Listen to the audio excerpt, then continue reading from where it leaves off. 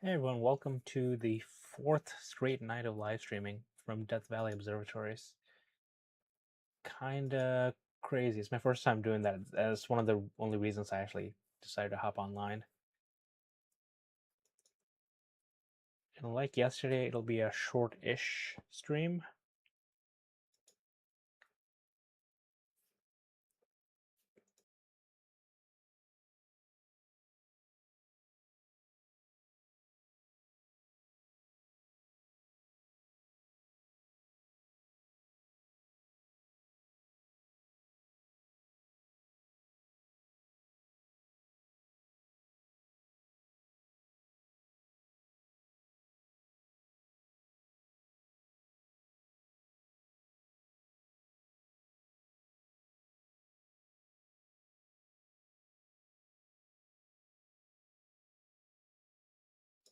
And a quick poll for people coming in, just to see if anyone's imaging tonight.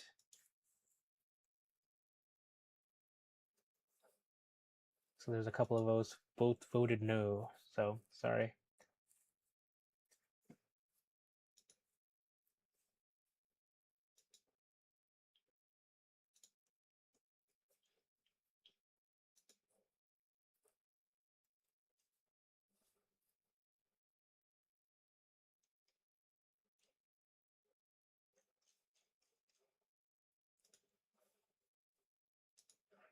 It looks like a couple of people are, or one person at least, is imaging. Curious to know what you are imaging if you feel like talking about it. Hey, the real Dan Bell.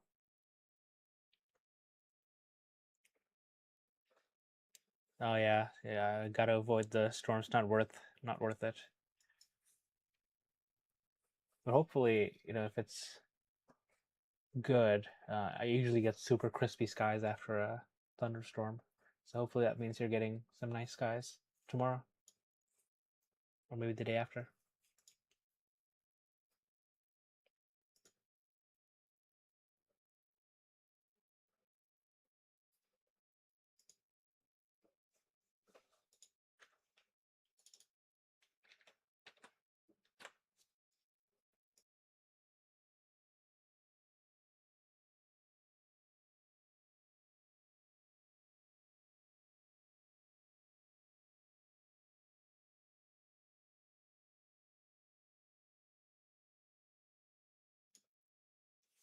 Hey, Rich Jones, you're doing the Eagle and switching to Helix round one. That's awesome. I like the Eagle. I think yesterday I got enough time. I think for like 12 hours. I think of data. I think I'm gonna call it for this season of Eagle because I have data from the southern hemisphere and combining with a couple of friends. Hey Jeff, welcome. I just before I started my Nina sequencer, I just recorded a video on how to automatically start Nina on startup. So I'll try and edit that tomorrow and then post it. Super short, just a screen share. It's a whopping 15% humidity in Death Valley right now. Like absolutely beautiful skies there.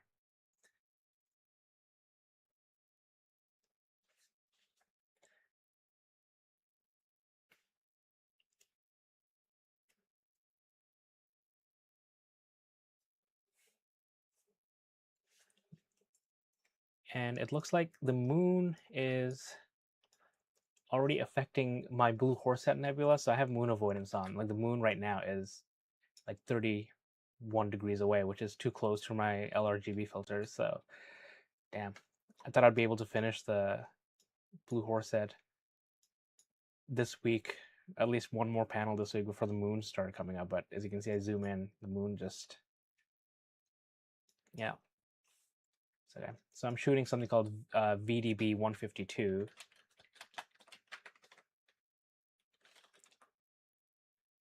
Which is the Wolf's Cave Nebula. So this is part of my larger Dark Shark Nebula mosaic. So this one's been on my list for a while. I saw a really nice one by Juan Filas, who's one of the managers at Death Valley Observatories. So the instruction discourse were pretty straightforward, but seeing what you're talking about will also be good. Yeah, thanks. I'm. For me, it depends on like how I learn technical stuff. Sometimes I really just want a list of steps. Sometimes I want to watch a video. You're trying to get your C Star set up at DVO, and you're setting up a Raspberry Pi, but they haven't gotten it configured for me yet. Is it worth it to get a Mac Mini? Um, I'm not a Mac person, and I don't have a remote C Star, but I don't know if the Dan man, who's another regular here, if he's gonna come up because he has two C Stars at another observatory running a Mac Mini, and he seems to be enjoying it. He's only been a couple of nights there, but he's been enjoying it. Possibility that I'll loan or rent one of his C Stars for the upcoming lunar eclipse. So we'll see how that goes, if it's clear over there.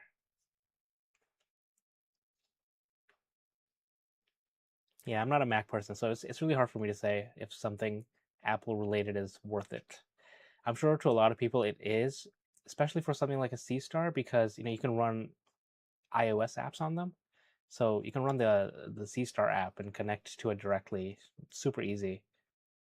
Whereas you can't do that on Windows, which is a bummer. So I have to live stream. I have to connect to an iPad and then screencast that to live stream from home.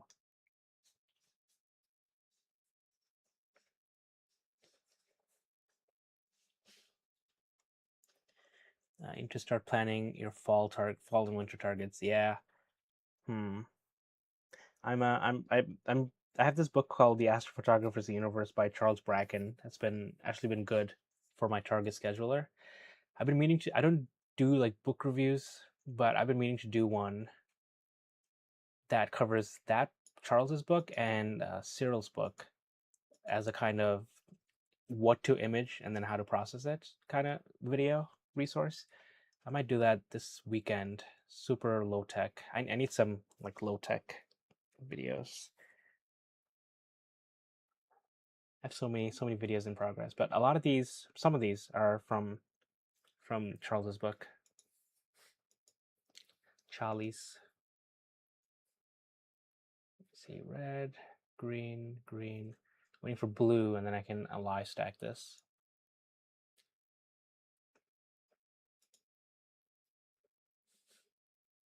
The data looks very crispy.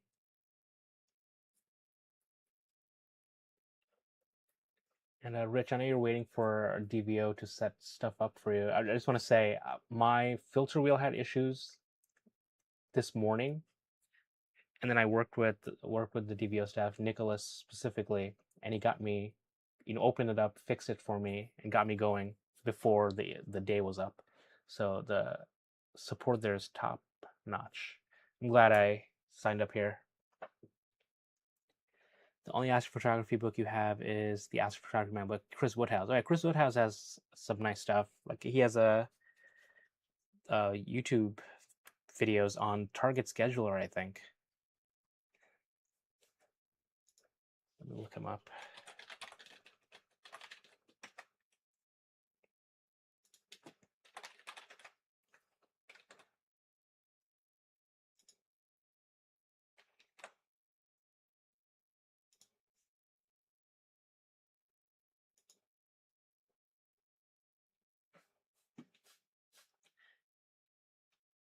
Yep, I thought so. This is a Chris Woodhouse.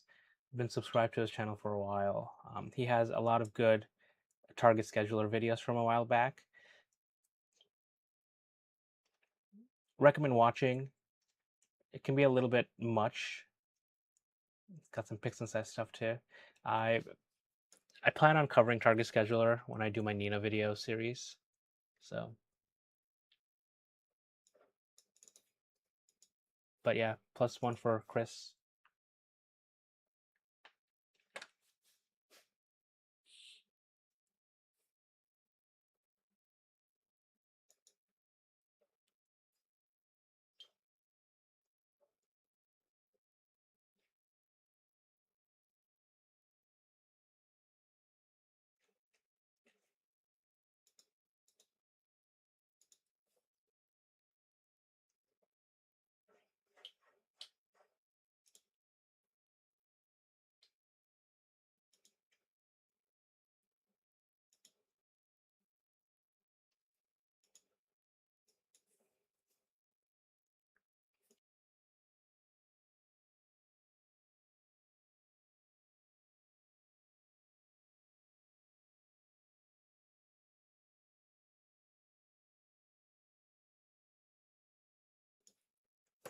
Yeah, I should have actually linked to his channel.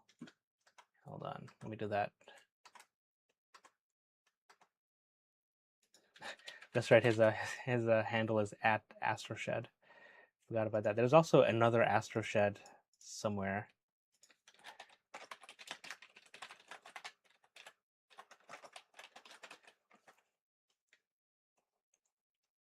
So I sometimes get those mixed up.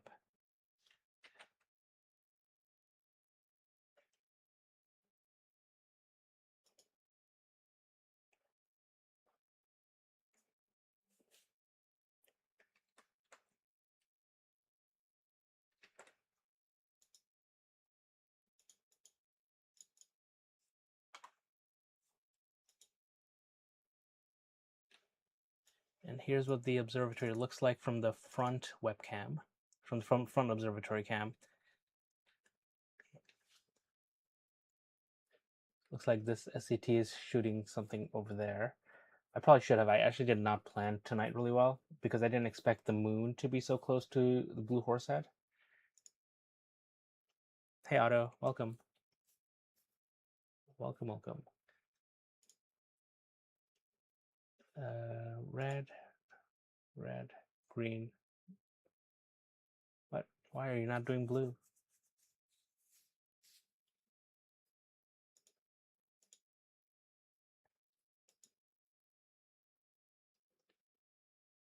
Interesting. I'm trying to figure out why it didn't switch to the blue filter. So the one thing about Target Scheduler is that you kind of just let it drive.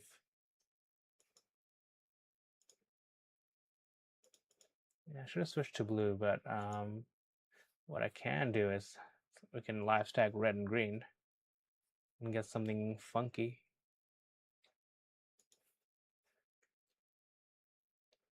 Yeah, I use PlateSolve 3. Yeah, I prefer it over ASTAP. It just works. I have a video on that too. That video is from my the Nina series that I started doing, but then never finished because I didn't like how I was organizing it. Yeah, it's from actually August 4th that I shared this. Shared the link. It was available to patrons for like 3 months, 3 or 4 months, and I just decided to make it public because a few people asked me about it, so I figured might as well.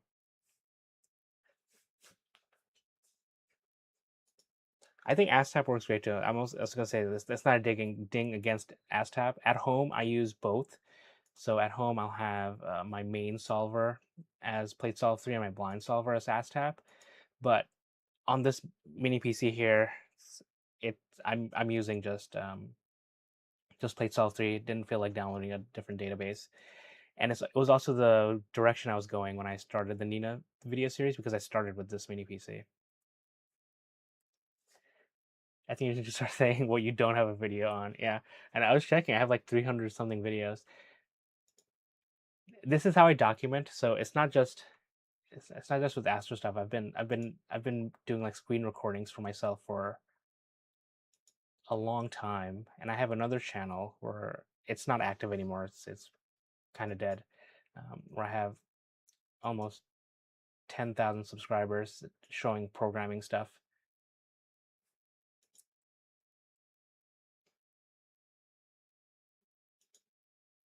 Look at that. RGG, not RGB.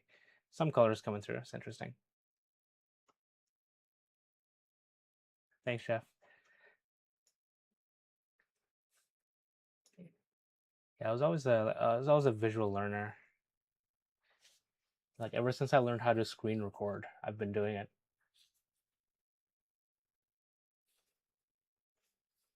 I think the first software I ever used for screen recording is something called like Cam Capture or something. It was like 480p.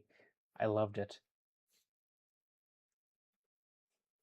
I was like, oh, I just learned to do something. Let me record how I did it. Red, red, green.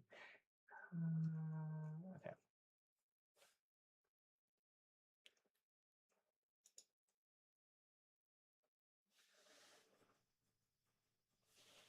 Oh, cool. Yeah, I've been Yeah, I've been posting. I started this channel back in 2012, but I was trying to run my other channel, my other programming channel at the same time, and I couldn't run both at the same time. Partly because I didn't really have a backyard to do my astronomy stuff, so traveling and recording and all those was difficult. But also, I took Ron Swanson's advice where he says, "Don't half-ass two things, whole-ass one thing."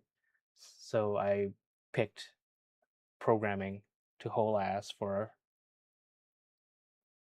years, and I don't regret it because I turned that into a career. So I'm a software engineer without going to school for it.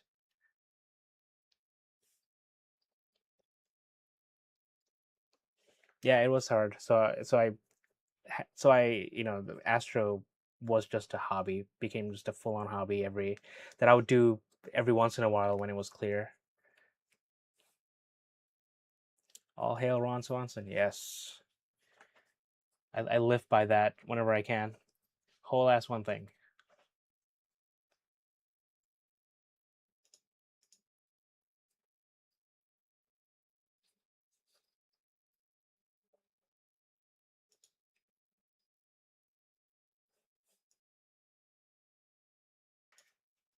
I'll link to my other channel too if anybody wants to look. It's not active. It's not really worth subscribing. I tried to keep it active, and because I was inactive for so long, it got demonetized. So it's less of a motivation to try and do anything there. But my most recent popular video there is how to set up QX, which is to download and back up Wikipedia.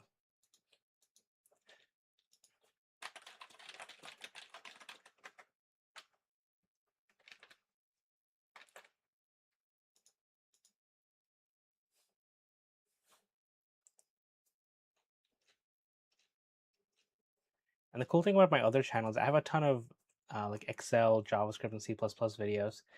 Uh, a bunch of them have been linked to from like schools and colleges to teach short lessons,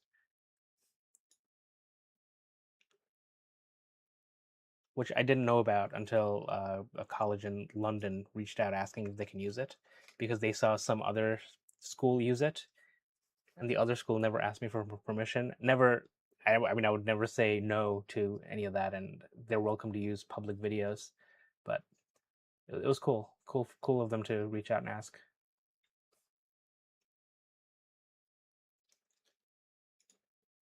Yeah, a lot of those stuff on that channel is outdated. Like my oldest videos are C++ videos from 2010, I think.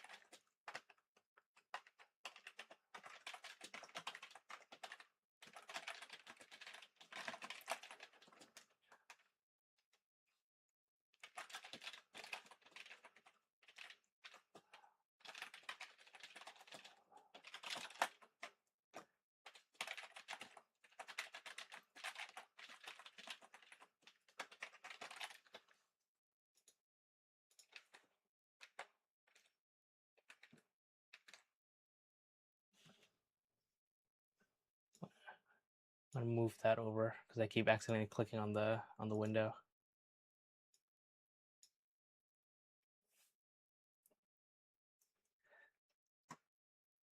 Oh my god, look at all these satellites. One, two, three, four, five, six.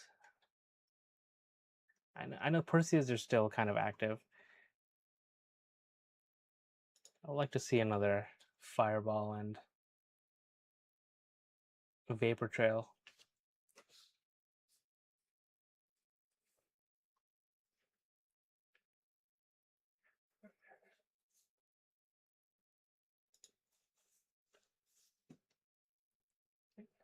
we got 24 people on here. Welcome others. I'm checking on the poll. Looks like most of you are not imaging tonight. I am sorry. It is a Monday night. I'm not imaging at home either. Barely imaged at Kagakama in South Africa because it was just hazy there all evening. And I'm hoping at least one of my locations on August 27th will be clear for the lunar eclipse because I am planning on live streaming that. If all three locations are clear, then I'm going to be live streaming from all three locations at the same time.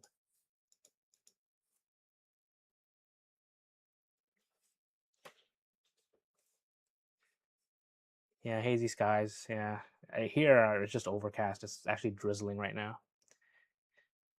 Black Flag Corsair. It's too smoky there. Where are you located, if you don't mind me asking?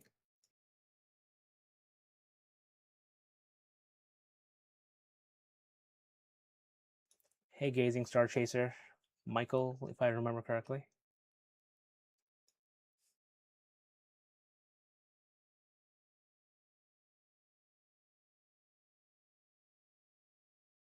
Ah, cool. Yeah, it's a lot of smoke in that part of the world. It's not great. It's getting worse every year, which is sad.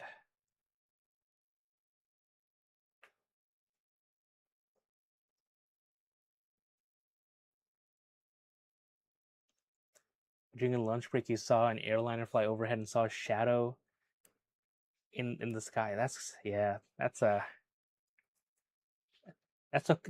looks cool, but not a good sign.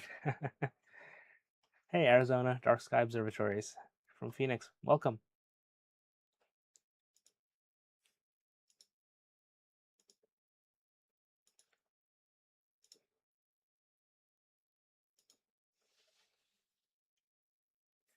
Are you running like a professional observatory, or what's happening at Arizona Dark Sky Observatories?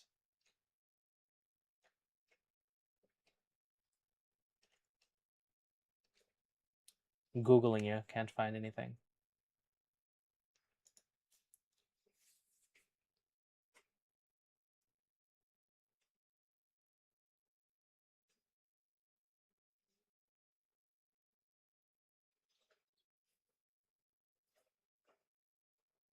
Yeah, it's been terrible here too. We had smoke for like 2 weeks straight at one point. Forecast said clear, but you could not see a star. Oh, cool! In the process of building. That's awesome.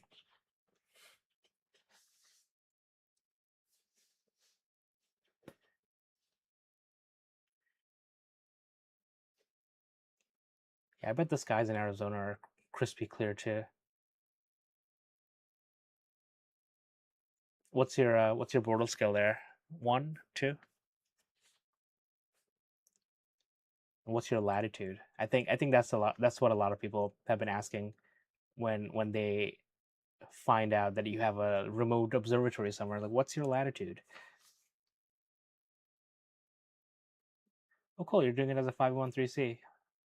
501c3. Cool. Is this going to be like Death Valley observatories and Starfront? Like, people will rent piers or rent telescopes, or is it like your personal observatory?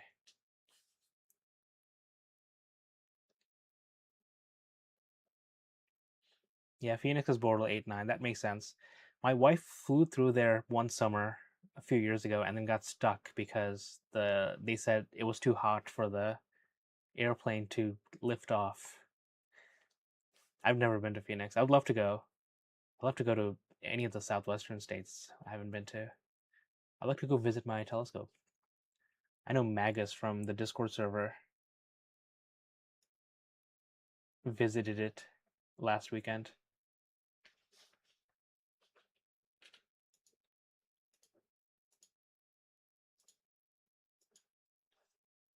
I'll put an invite link to the Discord as I usually do. So feel free to join. Lots of cool people here. No pressure. We're getting close to 1,000 people there, which is kind of crazy.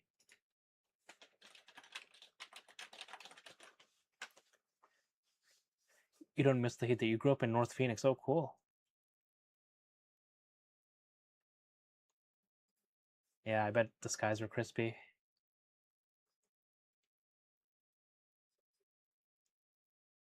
Cool, like Bray, also looking to connect to a Title One STEM system. That's awesome. Yeah, I would love to stay up to date on what you're doing. I don't think Death Valley Observatories is a 501c3, but I am renting this pier here.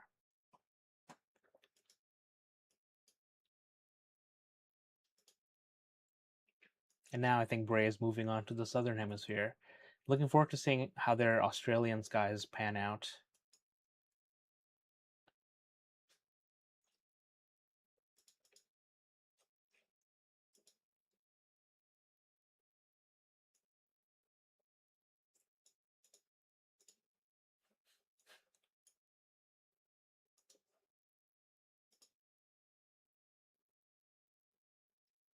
Yes, the heat. Oh my god, yeah. There's a few on Nebula Photo server who are from the Phoenix area.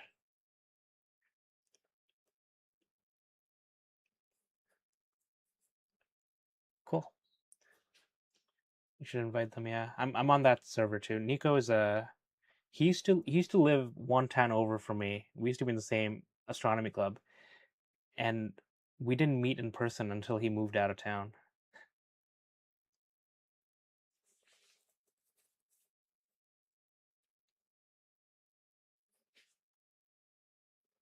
Yeah, definitely keep me in the loop. I'm curious to see how things go.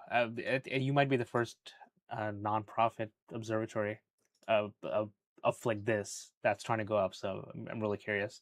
As someone who works in STEM, not just astro, what's a job in STEM? So, and I guess I work in higher ed, so I guess technically that's a nonprofit.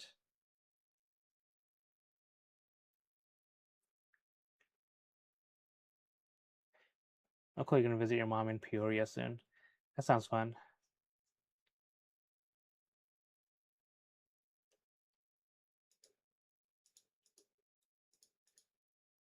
Actually, Arizona Dark Sky Observer, you did remind me. I am supposed to respond to somebody's email.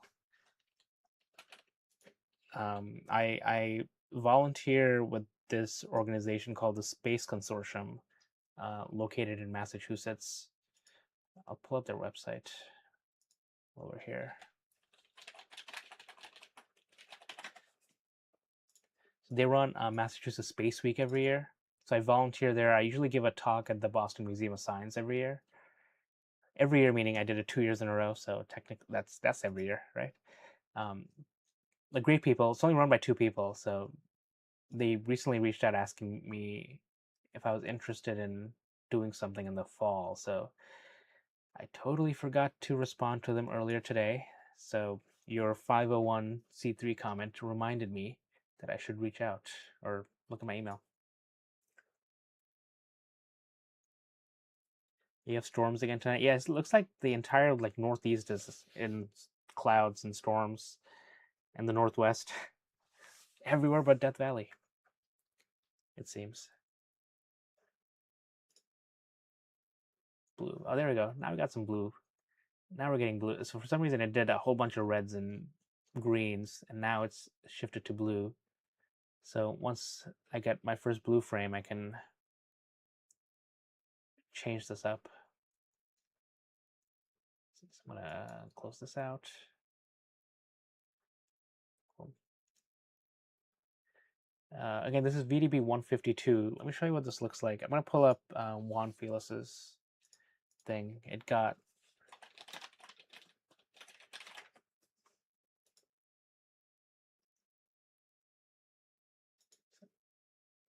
there you go, VDB 152 Wolf's Cave. This is him from Death Valley Observatories. Like he's like way more zoomed in. than I am, but got 30 hours of data on it. I have like 4, and he's got a bunch of HA too, which I do want to add as well. But it's such a cool target. So this is basically what I'm going after. I don't know if Juan will watch this stream, but he did an excellent job here. This is a custom reflector that he built, by the way.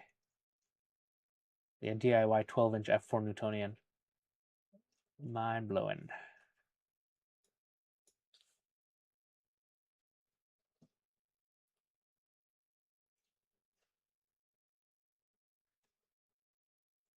Yeah, let me show you what that looks like here. Yeah, like the framing wizard software Planetarium here doesn't really do this justice. Like Juan did a really nice job of capturing it. Of course, you know my mosaic expands here and here and here and here and here. But I've realized I have too many mosaics, so I've decided to calm down a little bit. And I think I'm gonna send. I think I told you, Jeff, that I got a new Melee Q4C. So I'm gonna set this up. I'm gonna do my whole Nina video on this, and then send it down to Death Valley to replace this Q4C, which has been getting slower and slower.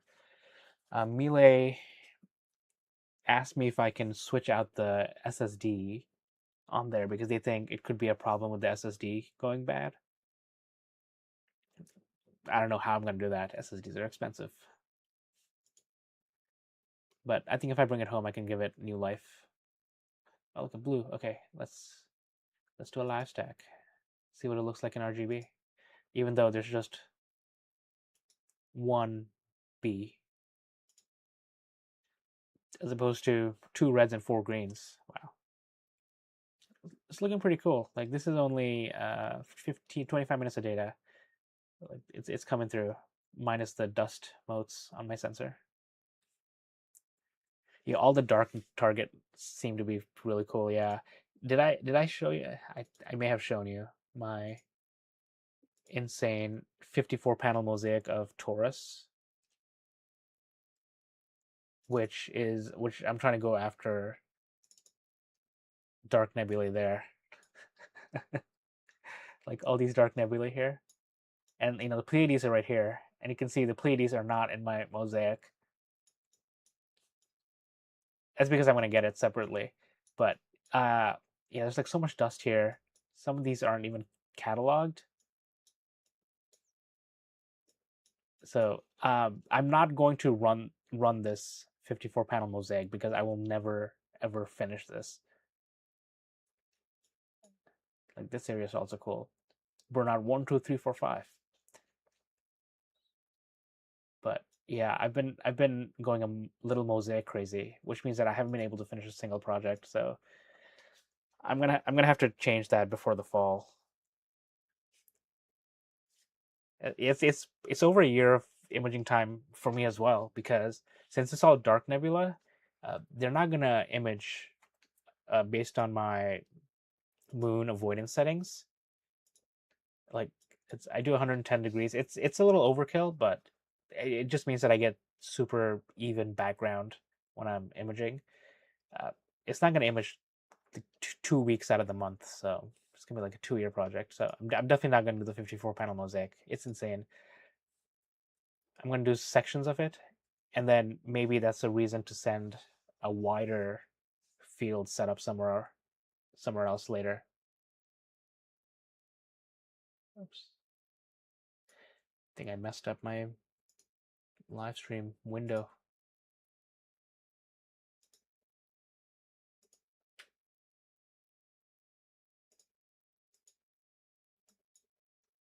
Yeah. All right. No, never mind. It looks good. Probably 3 years. Yeah. Yeah, that's one. I have. Let me see my Cygnus region. This is a 21 panel mosaic. I think I'm also gonna break this down, like do North America, the Forsaken Nebula here, Pelican, the Clamshell. I don't know if this has a name. Instead of doing a 21 panel mosaic, just because it's gonna take so long. Another one I have. This is in Vulpecula. Really nice region, but I think I'm going to do sections of it. I already started this section here, which is panel 12. So I might just finish that. There's LDN 1228. This is a 12 panel mosaic. This is the only one I actually do want to finish. It's really hard to see here, but there's a ton of gas and dust here. And as you can see, LDN 1228 is the only one that seems to have like a catalog number on it, but there's like dust sections here. Obviously, it's not something that I discovered because it's in this survey, but super cool if I could image it because I don't think this is imaged that much, this region. And it's like an evergreen region. It's always up in the sky.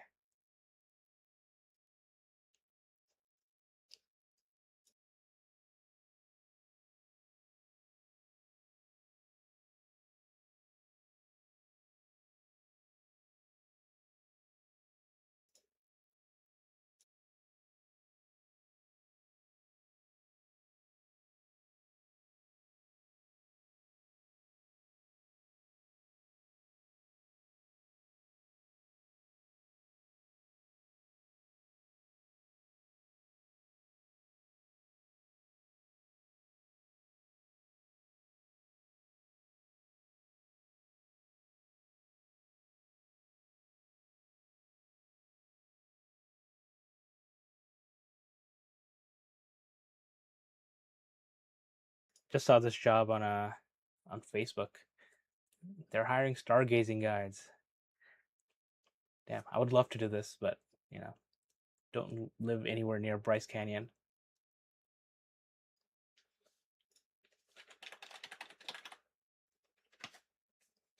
But I bet this is near Astro Peak, or maybe I don't actually know. I know it's in Utah. That's about it. Let me pull up. Oh, maybe I don't actually know where Astro Peak is. It's near the border of Arizona.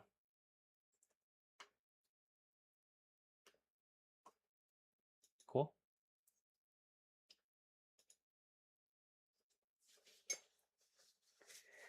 Do I have the Gemini or the Wanderer Astro flat panel on my DBSO? I have the Gemini plant panel here. It's the Gemini motorized flat panel. Can't see it here, but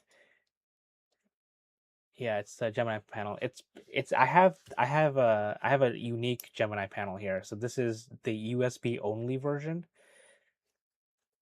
I think I may be one of the few people who have it, and they changed it so that you need to use a 12-volt panel on their subsequent versions, is because they found that most USB ports can't provide the power needed to give a consistent brightness for flat panels. So it works for me. They did send me a replacement as a kind of sorry for sending me that one, but I sent it to Death Valley anyway, and it works well. Way cheaper than the Wanderer Astro flat panel, but I have the Wanderer Astro power box, the Plus V3. This works really well. This is a real Frankenstein of a rig. I have ZWO, I have Tube Tech, um, Gemini, Wanderer Astro, Pegasus Astro.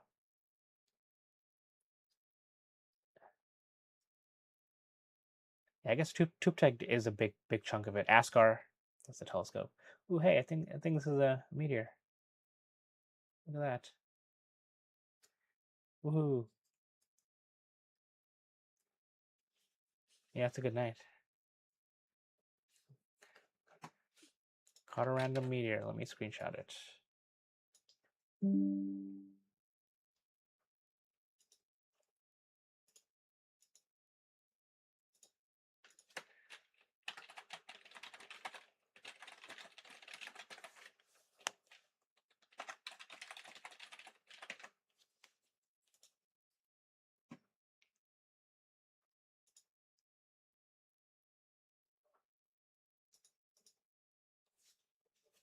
The Powerbox interface is way better than the SV Bony one. Yeah, SV Bony has a lot of work to do with their thing, but what I did learn is that upgrading the firmware on the Wanderer box is a pain because you have to take this thing apart and press a button inside while the firmware is updating. It's kind of weird. I haven't had to do it, but two different people in a live stream comment told me this, and I think one person mentioned it in Discord. So what that means is that I will never be upgrading the firmware on this Wanderer box. Oops. SVBony isn't bad though. I do really like the Gemini power box though. I have two of those at home, and I've been using those over the SVBony ones just because it just works better, and I can fully control every single port there, USB and DC. You're going to order your telescope bundle, Cole? Where are you ordering from? I've got referrals. Wink, wink.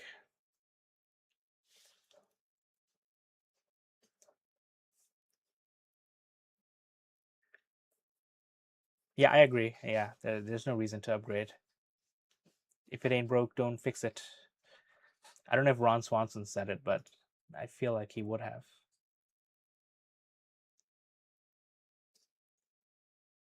I'll say the stars here look really pretty.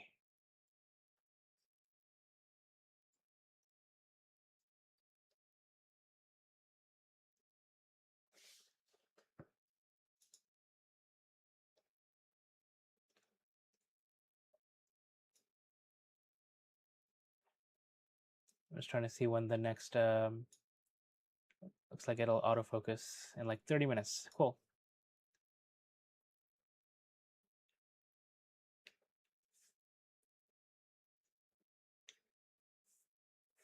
Hey, welcome back. Awesome. Which desert did you go to for the Perseids? There's a couple of people here from my local sidewalk astronomy group that went to like the East Coast. They saw a ton of meteors. I should have gone with them, but I couldn't.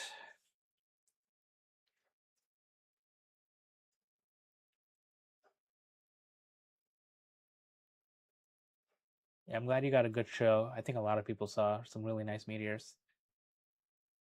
Mojave Desert, that's cool. 130 miles from the telescope. That's awesome. There's a I don't know if he's gonna join here, but Cody, who's on the Discord as well. He caught 4 different Perseids in his subframes, like in the image here, which blew my mind.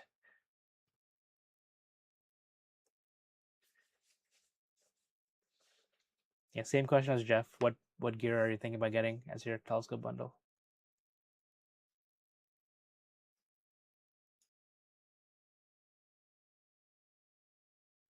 Ooh, nice. I love imaging meteors. I caught my all Skycam caught a few, but it's red. Caught a few, but nothing. Ooh, somebody just walked by with the red light there. So I'll switch that away. I see this year's Perseids weren't as strong as they normally are. Oh, interesting. I know last year, I think it was during the full moon, or at least a big moon. So I tried last year. I had clear skies from here, and I couldn't see anything because of the moon. But the year before was nice. I think that's when I did a how to composite comets video somewhere.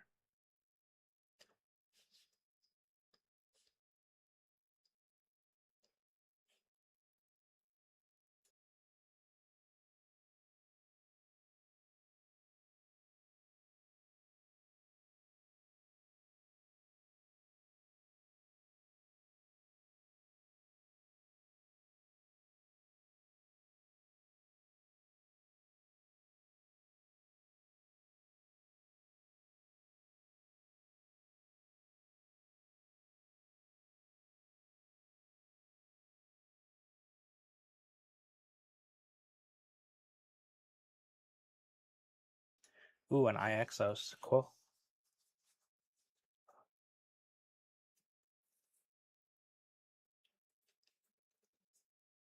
What telescope?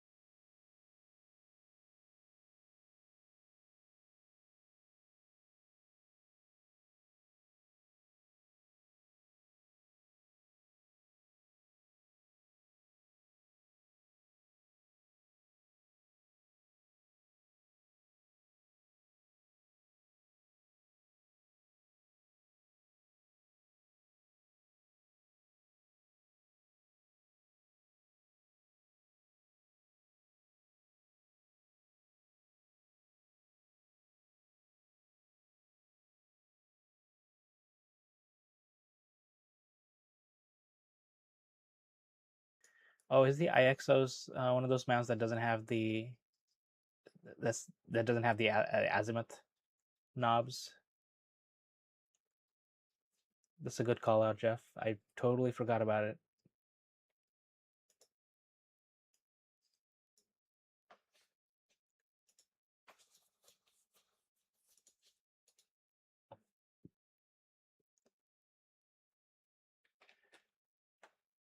Yeah, I'm sure polar aligning is so much easier. Like if you want to do fine adjustments, you don't have to move your tripod. But if you don't get it, you save a little bit of money.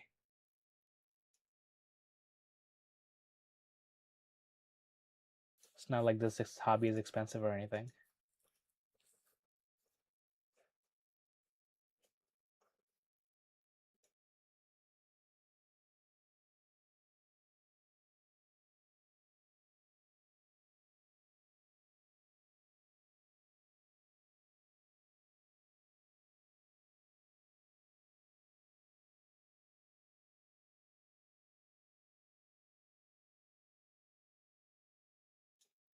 Oh, yeah, that's a good idea too. And 3D printers are magic.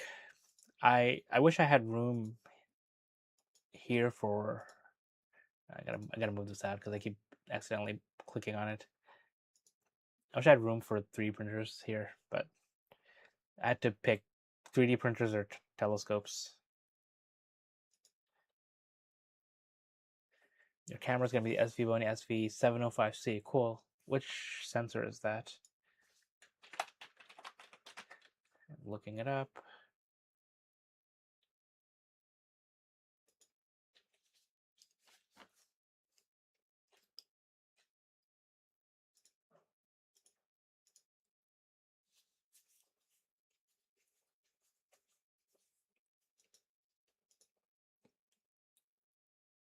It's IMX 585. Okay, yeah, that's a good sensor.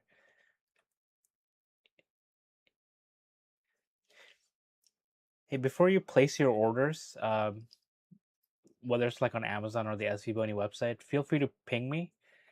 I've been able to get the people at SV Bony to give discounts, like additional like 5% discounts to my viewers. So can't promise anything. I can ask them. So yeah, before you order, if you want to ping me.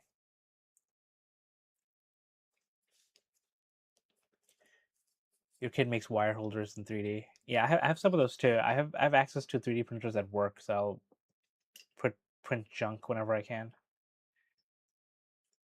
I print fidget toys.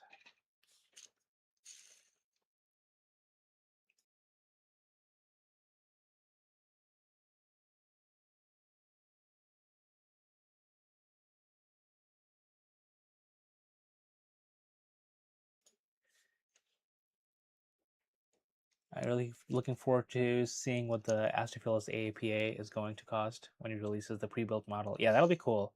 I would like to try it out, see what it is. And I think ML Astro is going to come out with theirs. If they time it right, they might come out at the same time. I'm looking forward to seeing how much. I think they already said it's going to cost like $500. I think I'm remembering that correctly. So I have to decide whether to get it for my Sal 33. I would like to. It would have been cool if it was universal so I could use it with other mounts, but we'll see. You're going to change some stuff out on the telescope to blue. Blue is a nice color. My telescope is somewhat blue. So is my camera.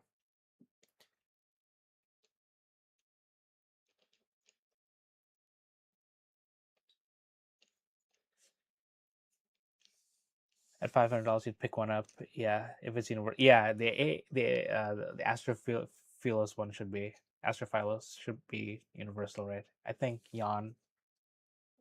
Did he order one? Yeah, he did, right? Yeah, he got one. He got the kit.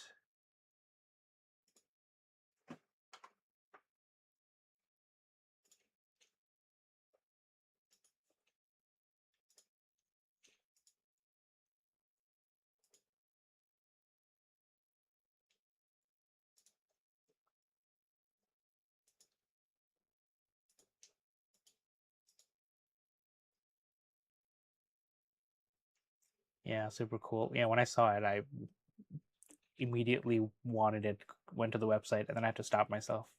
I have enough projects that I really need to finish. You're trying to keep everything you can SV Bony. Yeah, then definitely reach out before you place your order. And I'll see if I can get you a coupon or something from them.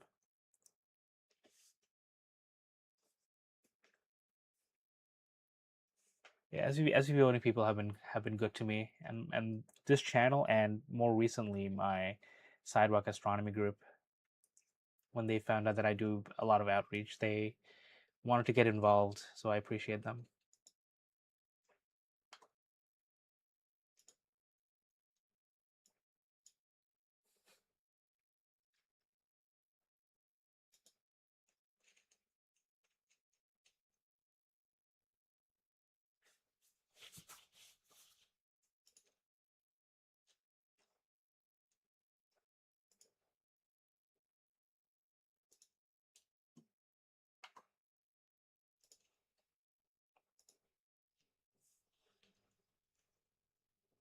SV Bony does have some affordable gear for sure, and if you're just getting into the hobby, keep things as simple as possible. Yep, could not agree more. That's a Ron Swanson quote. SV Bony products that I use all the time and I like. Um, Aside from their power box, which I actually haven't used in like 2 months because I've been enjoying the Gemini one, the power box has been great. I like their filter drawer. That's been great. Their SC571cc Astrocam was great. I am supposed to return it at some point, but they haven't told me where yet. But it's packed up. And I recently got the SV503 102 millimeter for outreach. It was donated by them to my Sidewalk Astronomy group, and that's actually been pretty cool. And then I have the SV545. I really dislike the naming conventions, but I've given them that feedback. They don't listen to me. Hey Benji, thanks for joining. You have the SV Bony Power Box, filter drawer, and OAG. Yeah, I have an OAG from them that's a paperweight. So I was actually a beta tester for their OAG like a year and a half ago, and they sent me the OAG without any drilled holes, any mounting holes, or any threads. So they sent this to me, and then I had to send them a video saying I cannot attach anything to this. And their response was like, "Can you just screw it?" Well, before I send them the video, they were like, "It just screws in. You can just screw it in, or you can use the bolts to tighten it to your camera." And I had to send them a video saying this has no holes and this has no mounting, no screws, no threads. It's kind of funny, but I have a paperweight OAG. You have three SV Bony power boxes, the 503 102. Yes, that's the one I just used for outreach, Benji. It's a great telescope. It fit my sun funnel really well. You have the SV545. I have that one too. That one is great. One of their guide cams. I don't have any of their. I have the SC571cc, which is a borrow, and then the 127 Mac. But it couldn't get focus, huh? Were they able to help you? Did you reach out to them about your Mac?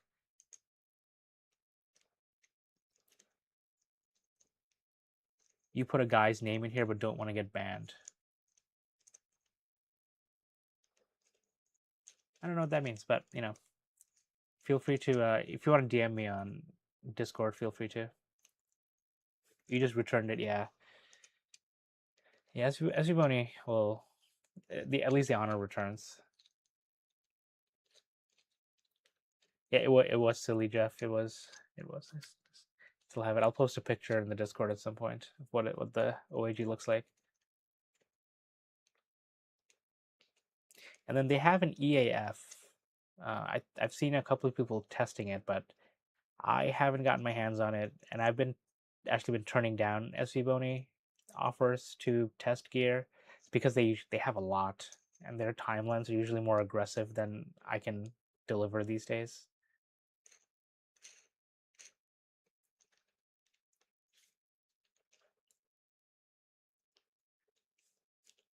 Yeah, I think yeah, I saw photos on their Facebook group as well. No videos yet, so I'm looking forward to seeing what that is and how much they actually charge for it. Because I have two Gemini EAFs. They work really well for their price point. The first one I got before all the tariff BS. So I think I paid like $60 for it, $65 for it, which includes shipping and whatever fees and taxes. And then I got another one which cost me almost $100 because of tariffs.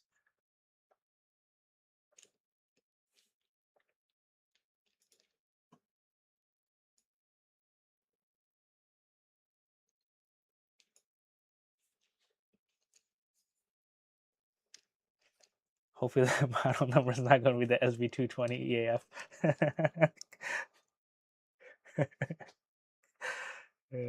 That's funny. You want to see the gates of heaven?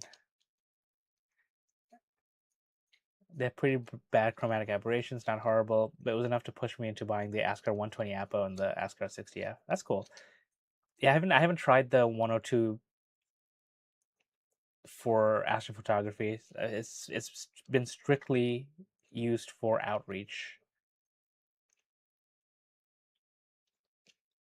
I should, I suppose, I should put a camera on it and see how it does, even if it's with the moon. Hey, Nerdverg17, you're imaging right now. Cool. What are you imaging?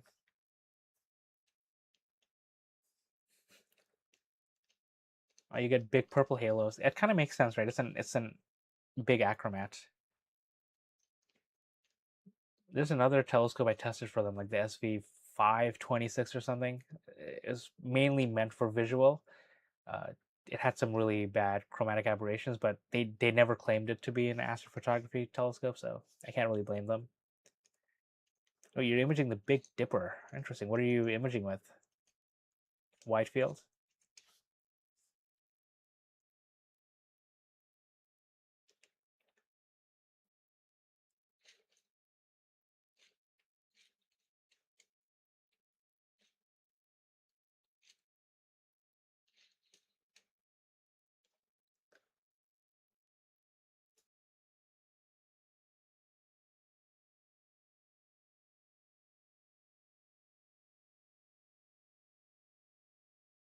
Oh, your Sal 33 is still in the box. Well, hopefully, fall is coming, right? We're about a month away now. That's August 17th. September 20th? Is it this year? September 21st?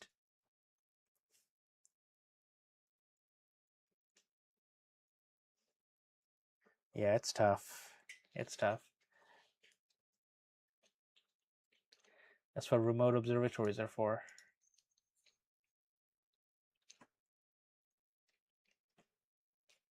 And I don't know if Arizona Dark Skies Observatories is here, but it's going to be, looks like another one coming up. So it was weird up until you went down to B1 site in Oregon that you never saw any chromatic aberrations to Sharp Star 61. Oh, interesting. Oh, darker skies bring out aberrations.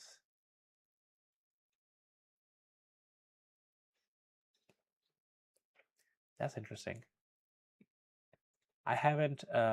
It's usually not a problem with monochrome cameras anyway, but I wonder if I had a color camera on the 91F if I would see any aberrations here from Death Valley. We didn't with the SQA 85 in South Africa, so we had a color camera on there for a while. Zero chromatic aberrations. Stars looked perfect, but that's a quintuplet.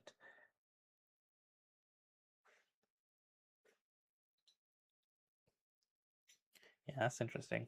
Weird, but interesting.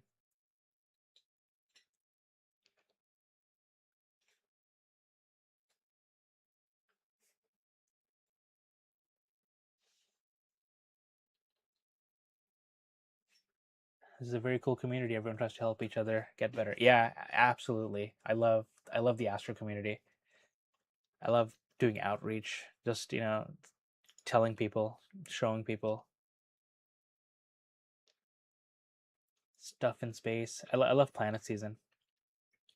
Planet season is near us, is among us. Saturn is coming up higher and higher.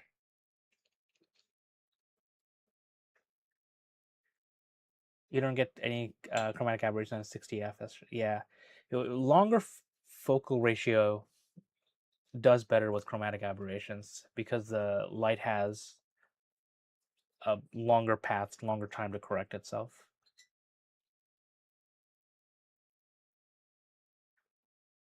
You got back to the model 1.2 monochrome.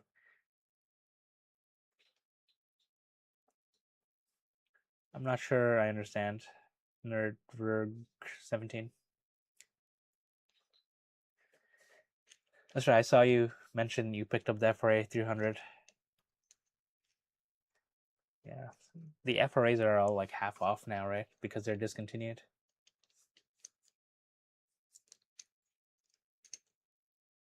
40% off. Okay, yeah. Not 50% off.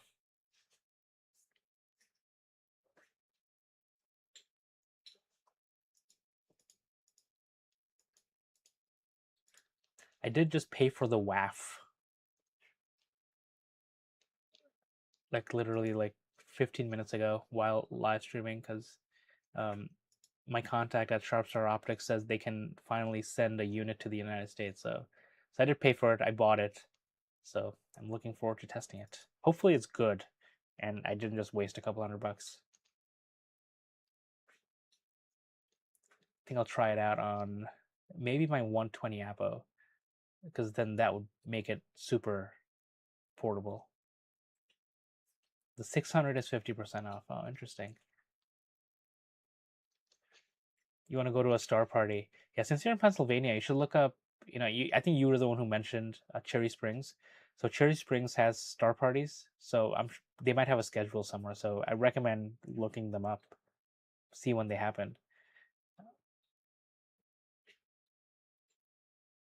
Yeah, I can't wait to see it. I wonder. I don't know when I'm gonna get it, but Sharpstar usually sends me stuff pretty quickly. The last 2 times they sent me stuff, I got hit with a biggish tariff bill from FedEx and UPS, which I'm mad about because I'm not gonna be one of those people to get a refund. It'll be the companies getting refunds. Hey Corin, welcome. Welcome from Barbados. The SV545 is 20% off, and you can get an extra 6% with Hunter's coupon code. Nice. Hey Dan, man. We were just talking about you earlier because somebody asked if a Mac Mini is worth it for the C Star, which I don't have any experience with, but you do. I don't know. I don't know if the person who asked is still here. Let me scroll up to see who it was.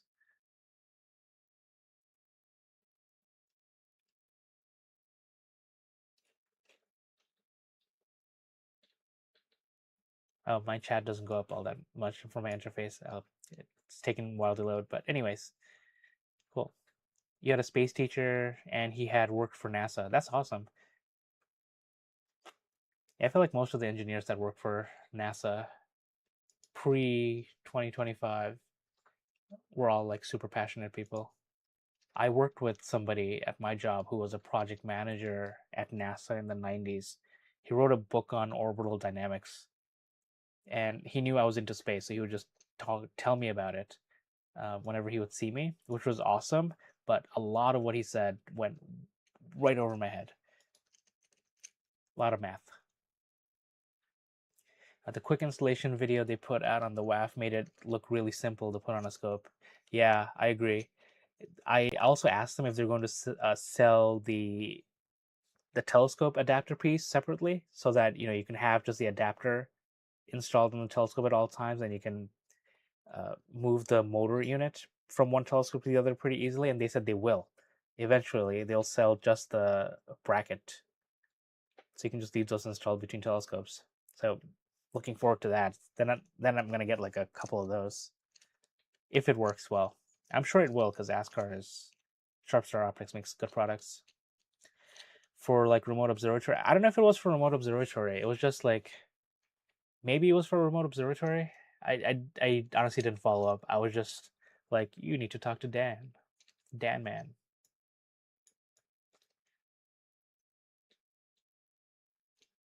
I'm trying to scroll up in my chat and see if I can find it.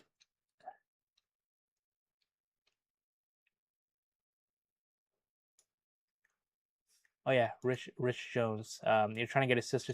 Yes, it was for a remote observatory. He's trying to get it set up at Death Valley Observatories with the Raspberry Pi, but it's not set up yet. And he was wondering if it was worth getting a Mac Mini. So I don't know if you'll be able to answer since you wouldn't have experience with the Raspberry Pi to compare with. But that was his question. Stars are beautiful. Yeah, agreed. Is it the Milky Way on the right? Not in this image. In this image here. Yeah, this is the Milky Way right here. That's one view. And this is the front view here. It's the Milky Way. So we have somebody here doing probably polar aligning a new telescope here. You can see them like right over here on my view here. Amazing staff at Death Valley, by the way. Just amazing.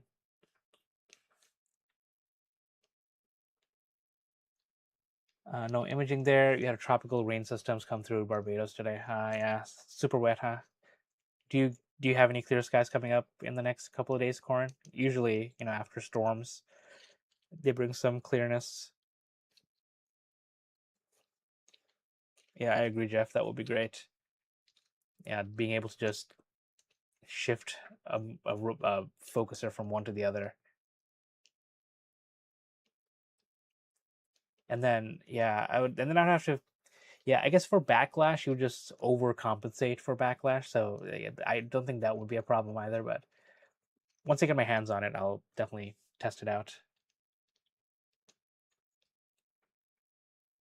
If you go to any planet that has, if you go to any planet ever, wait, I'm gonna read it again. Sorry, nerdverge. If you go to any planet ever, gas planet, what one would it be? Me would be Pluto. Okay, okay. I think I get your question. Which gas planet? So I mean, Pluto isn't a gas planet, right? I mean, I would. I mean, who would want to go to Saturn? I mean, I would go to Saturn just to see the rings up close. Is the Wanderer Astro one that looked like a lipstick guide camera? I don't know if I understand the question. The Wanderer Astro one, the lipstick guide. Oh yeah, I know what you're talking about. It's not Wanderer Astro. It is. I'm blanking on it. I'll look it up. I know what you're talking about.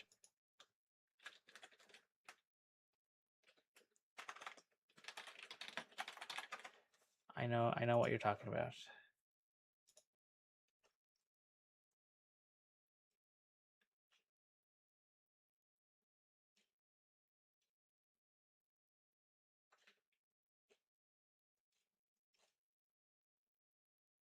It's Astro Oasis. I think that's it.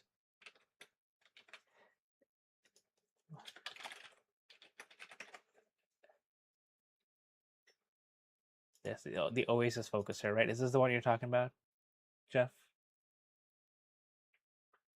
This one? I think my friend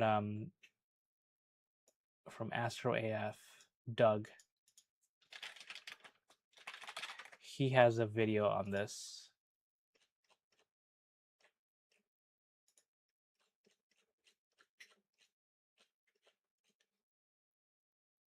Oh yeah, there you go. I will link to his video. Yeah, this one looks cool. I would use that one. It seems low profile.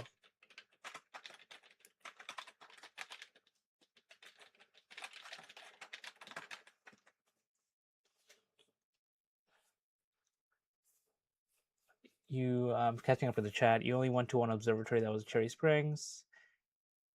That's cool. Yeah, they run a lot of them. So I'm sure if you look up like the Cherry Springs State Park, is it a state park or is it a national park? I don't know. Dan, Mac Minis are pricey, around 400 500. You bid on eBay for a 256 gig SSD, 8 gig RAM, and got it for 350 including shipping. That's a pretty nice deal. Yeah, I think I was also saying with the Mac Mini, since you can run iOS apps on it, you can run the C Star app, right? And then you can remote in, as you were saying.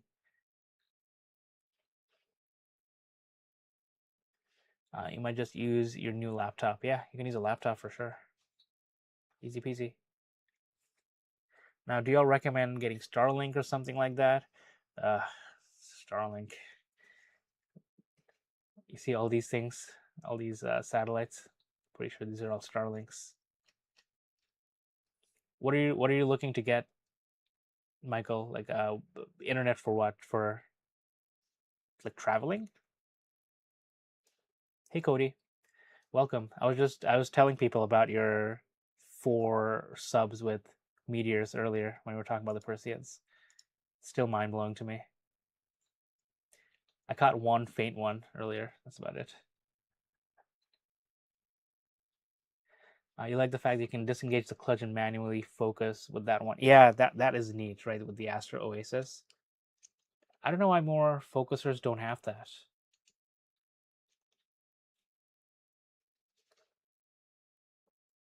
Sometimes I just wanna look through it. For Raspberry Pi, you would need to emulate Android apps or use Nina. Yeah, the one of the person I actually found somebody who loaned me a C Star in South Africa. So I know you and I still have to talk, Dan, but he uses Nina, but he uses it on a Windows PC. So, but a Raspberry Pi emulating Android would be good too. I wonder if there are limitations. I should try it.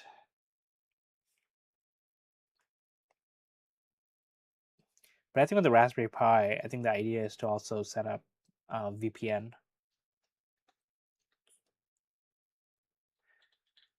Pins Nina clone is available for Raspberry Pi.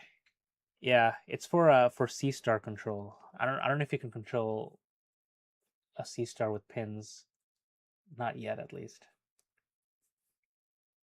No, any planet, even gas planets. What one would you want to go to? Oh yeah, then my answer is still the same, nerd. It's Saturn. I would love to see the rings up close. We also shot the moon tonight, and I don't know how to get it, the raw video file of it, as the C Star app does not let you download it, only the MP4. Huh? That's right. That's right. Can you connect the Mac Mini to the C Star using USB, or do you need to connect it? Do you need to have the USB connect to power at all times? Because that's a limitation, right? Because then you can't really even. I guess you can delete it if you need the space. Your kid just got the Star Watcher mount, the Skywatcher. That's a cool one.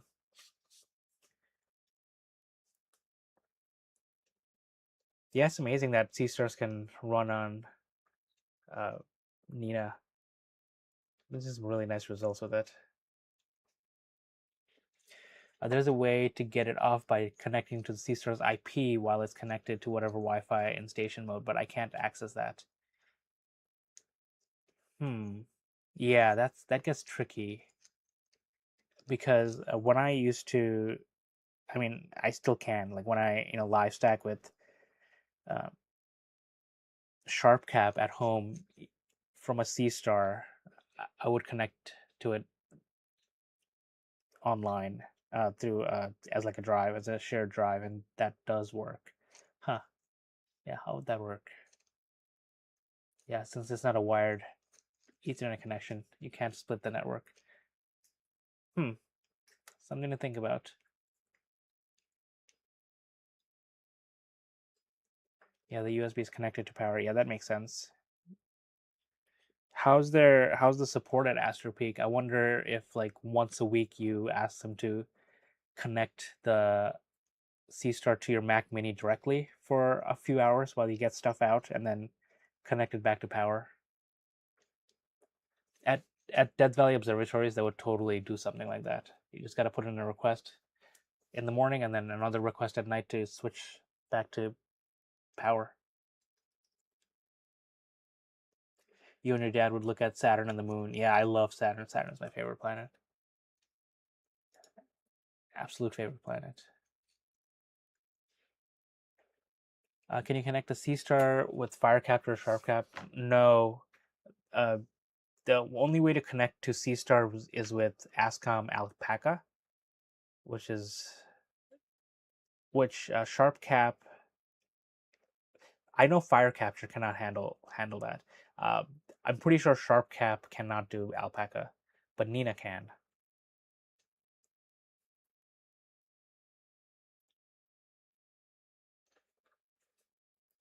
The place is small and the request times are usually fast. Yeah, same thing in Death Valley.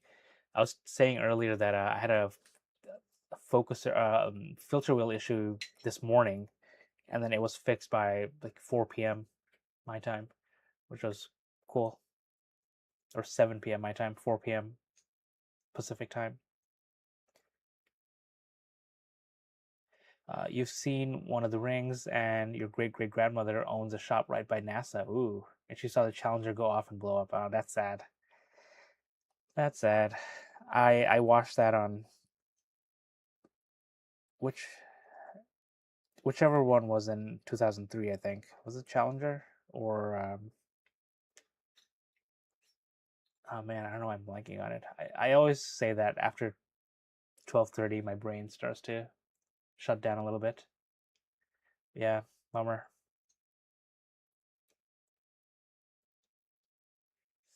Oh yeah, Saturn in opposition. I always love Saturn in opposition.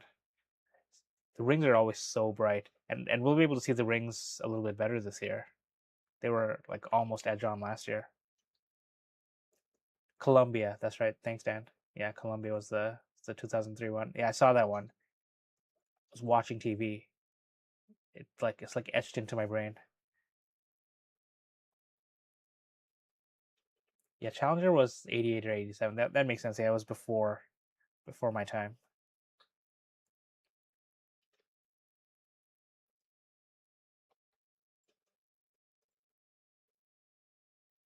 Oh, that's cool, Jeff.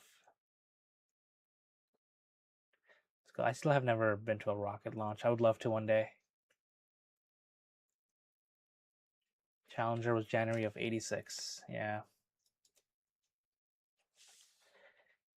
Sad times.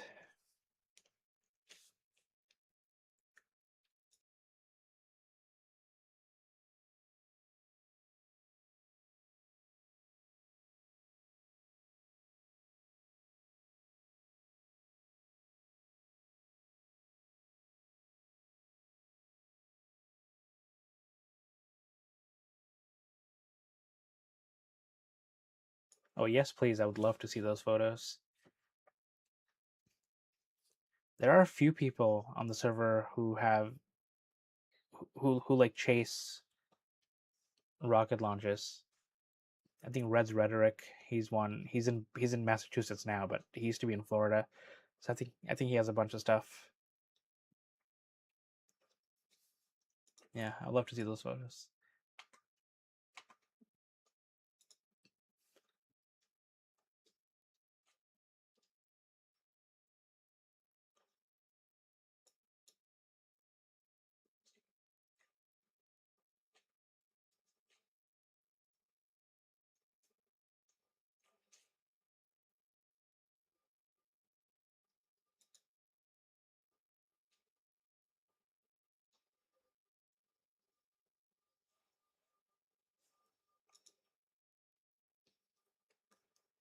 And Challenger was a near fatal accident 2 launches before it was destroyed, and did the only abort in flight, which was an abort to orbit. Yeah, since it was a space lab mission, it did not matter much. Yeah, yeah, that's interesting. Yeah, like the history of all of this is super interesting.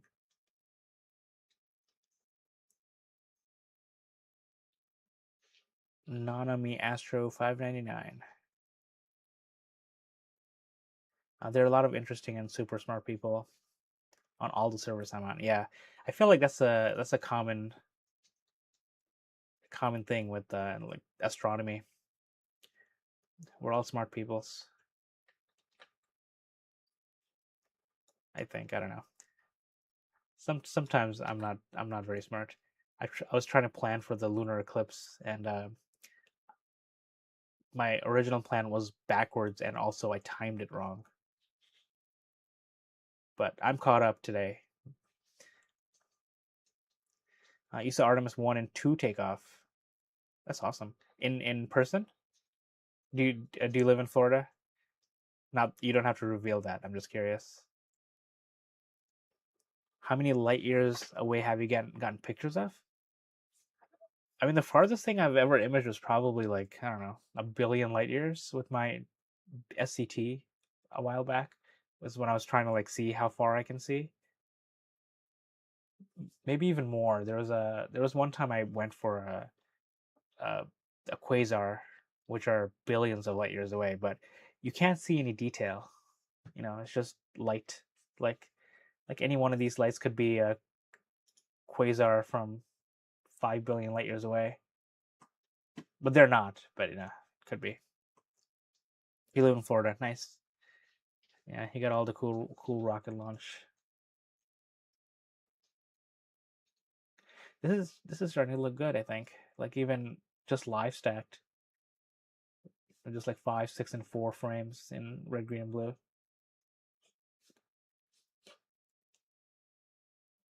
Actually turned off luminance because of the live stream because can't live stack luminance.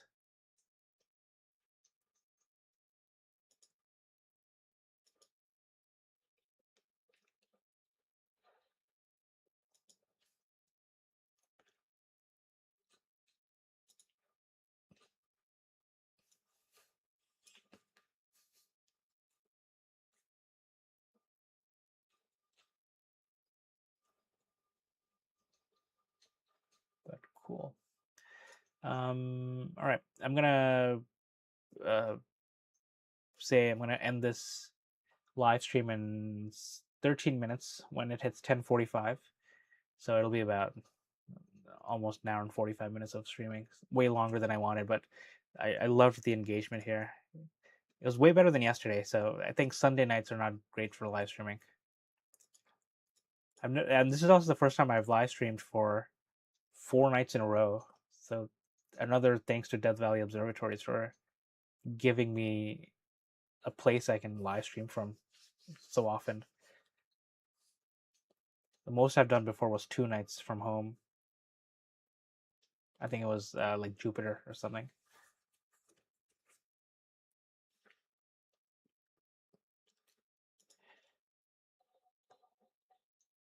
You've only imaged 2100 to 2400 light years. Is that true? Have you never like imaged like um, Andromeda or like M51?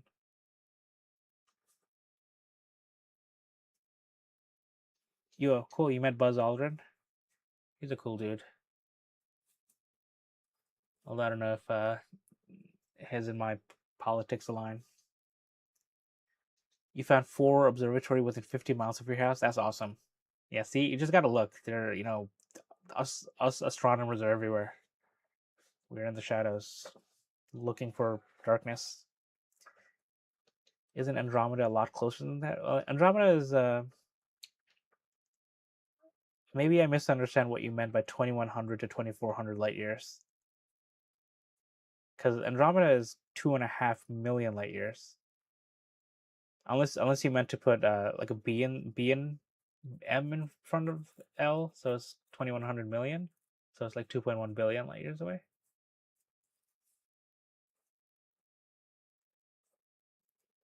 Andromeda is about 2.5 million light years away.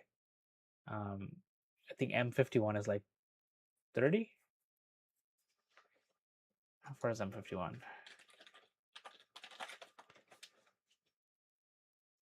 31. Look at that. I remember some stuff sometimes. M101 is like 15, 20. Yeah. Where's the deer lake cluster? I mean, like any galaxies, basically. You'd be in the millions of light years. It's late, at least for me. Yeah, I don't blame you. Mondays are hard. Just as Garfield says, I hate Mondays. Yeah, today work was just unnecessarily busy for me. I was trying to do that and also deal with the filter wheel issue here. So I know I missed a lot of chat on the Discord. So I gotta try and catch up to see if anybody asked me questions later. You just have to learn how to stack the images. Ooh, I would recommend Cyril. I have videos and scripts that you can use. A star just died. Yeah, I think a star dies all the time. You had 3 staff members call out sick and one had a vacation already. Yeah, yeah. I think something's going on. I had two of my teammates actually call out sick today. I have a fairly big team, so 2 people being out isn't that big of a deal, and we all work on different projects. But yeah, interesting. Yeah, my immediate team is I think 11 people, and then I'm part of that team is part of like a larger team of like 20 something people. Yeah, the Serial OSC script. I have a mono script. I have the Smart Telescope script, and I have the Comet stacking script. These are all stacking scripts. These are just automation, basically. That's what I'm good at, automating.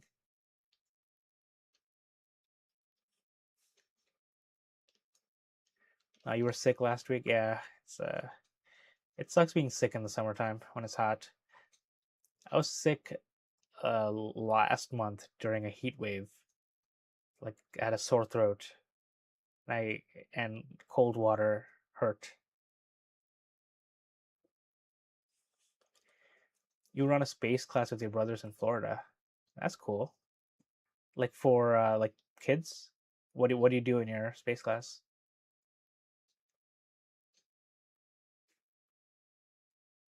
Last month you were sick. You had 14 top teeth pulled. Oh my goodness.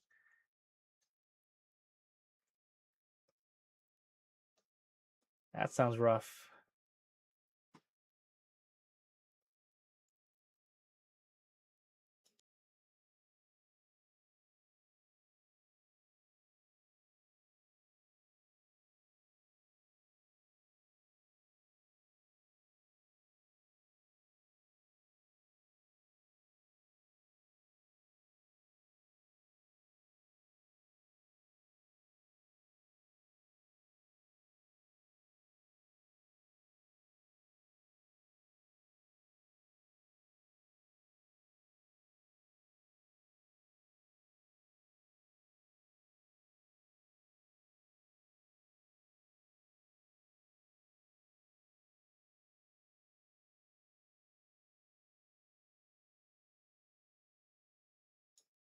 You do build space talk and do NASA and talk to NASA workers. That's pretty cool.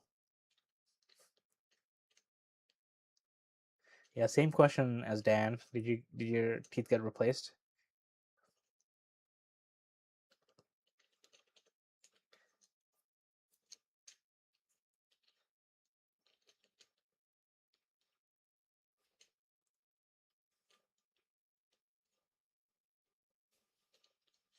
Oh wow, you're getting all of your bottom teeth out. Are you getting yeah, like what's happening there?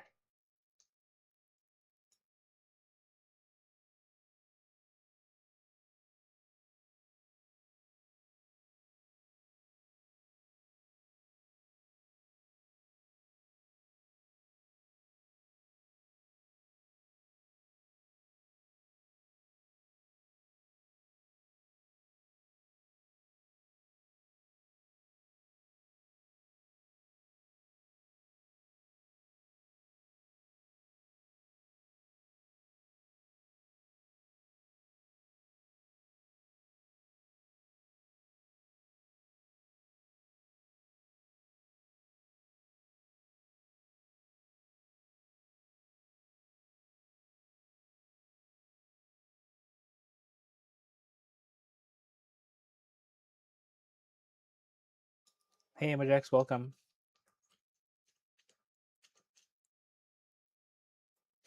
Oh, good luck with your surgery, nerdvert. Hope recovery goes well.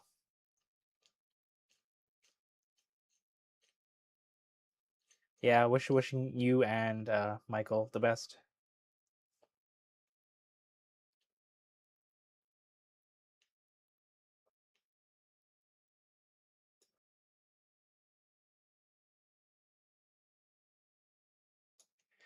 Sent a message on Discord. Thank you for telling me because I don't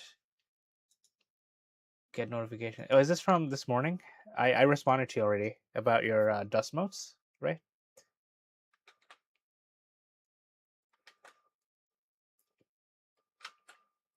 Yeah, I saw your message. I responded. So what I said was I asked if you take flat frames because those should filter out because they look like regular dust motes to me.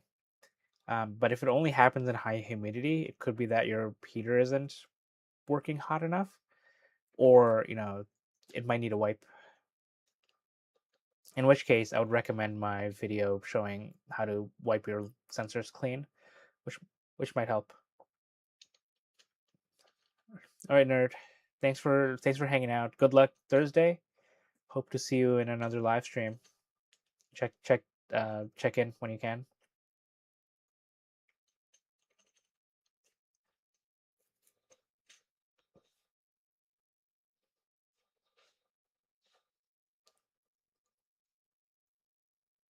The circles go away next imaging session. Interesting. Yeah, I wonder. Yeah, I wonder if the dew heater isn't working well enough, and the moisture is just catching on to whatever dust motes are there.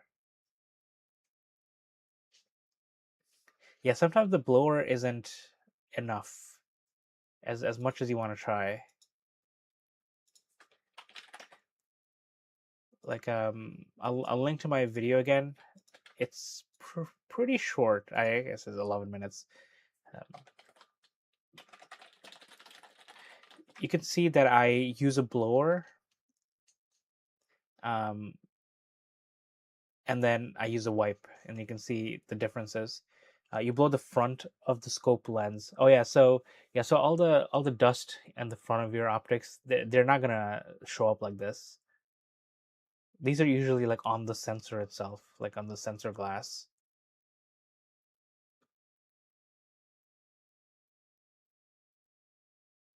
The only time your front optics will start to affect your image is if the dust motes are really big, and I mean like they're like big enough that it affects light pretty significantly. But if they disappear the next day, then that could be something else. Yes, it's really hard to see without. I mean, hard to diagnose without seeing it. But if you can, try cleaning the sensor glass and see if those disappear. Like on my screen here, you can kind of see some dust motes here. Like just one here, one here. This needs a wipe for sure, but since it's a remote rig, and the Death Valley people have done quite enough for me lately, I'm just gonna leave it alone and deal with it for now. Thanks for hanging out, Jeff. Yeah, I'm gonna end the stream in a few minutes. Actually, yeah, I did say at 10:45 p.m.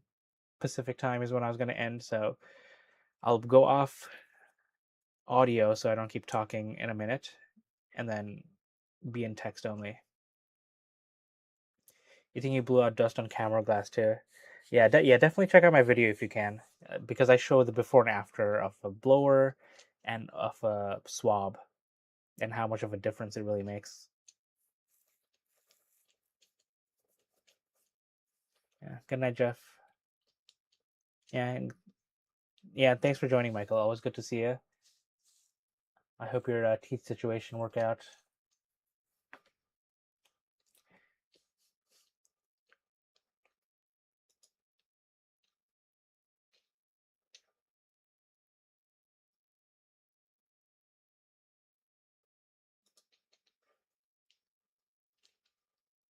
Yeah, and feel free to DM me.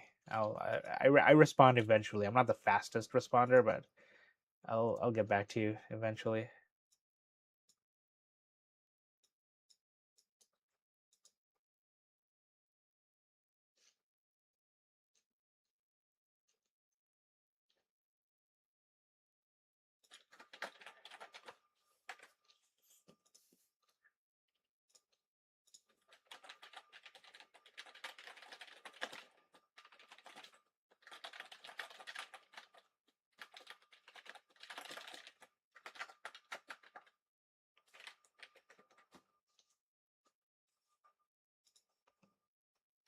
Right. Thanks for joining, Imagex. Good night.